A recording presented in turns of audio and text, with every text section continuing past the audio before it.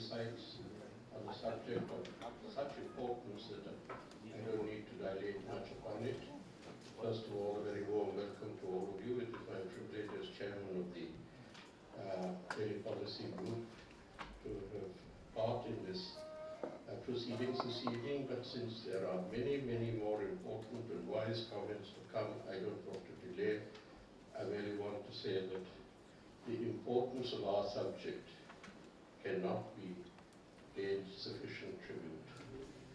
It is obviously one of the great issues of our time, in saying which I do not for a moment underestimate the fact that it is above all a problem for the people and state of Afghanistan.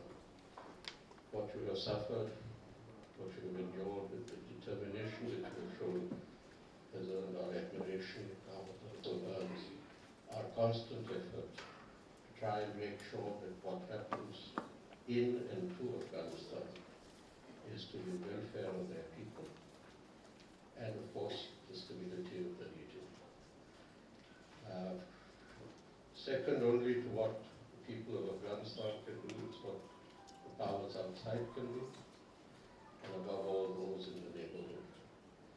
If only we can work out, that is the title of one of our books today, a cooperation among the neighbors which will enable us to assist in the transformation of Afghanistan. It will be our privilege and our duty. Thank you all for coming, and I will now ask our Foreign Secretary. There are so many demands on your time that it is a real kindness on your part and a privilege to have you with us. And we look forward to your comments after you have released these two books. May I ask you therefore to kindly release the two books and then add whatever comments you can hope to get from you. Thank you very much. Radha Kumar, under whose guidance this project has been one of our major efforts over the last few years. She will summarize some of the points in our book and then it will be Madam Foreign Secretary, Chairman, Your Excellencies, the Ambassadors of Iran, Afghanistan, Pakistan and Turkey, and DCM of China, honored guests. This is indeed a wonderful moment for us.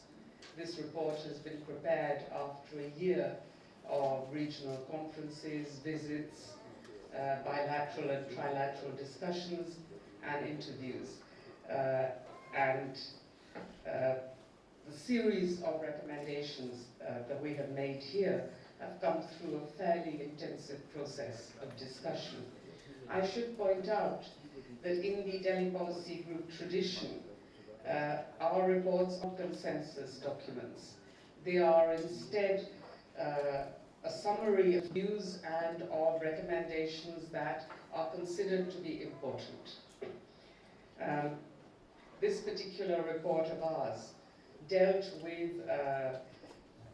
was located in the context of the upcoming presidential elections, the first round of which we have just seen, and which has wildly surpassed all expectations, not only in the participation and the voter turnout that Afghanistan has had, a record turnout, but also in the fact that election day itself was relatively peaceful.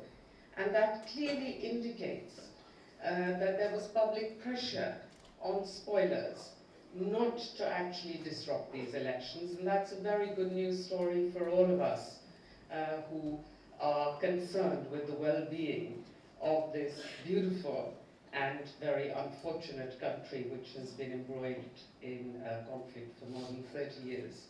Today, perhaps we see the first great ray of light in Afghanistan for a turning and a change that could lead to greater peace and greater stabilization. Most of the participants in our conferences agreed that the window of opportunity is not a very large window.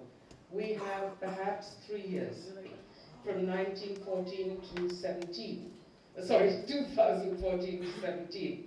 to see whether Afghanistan can indeed stabilize and fulfill the promise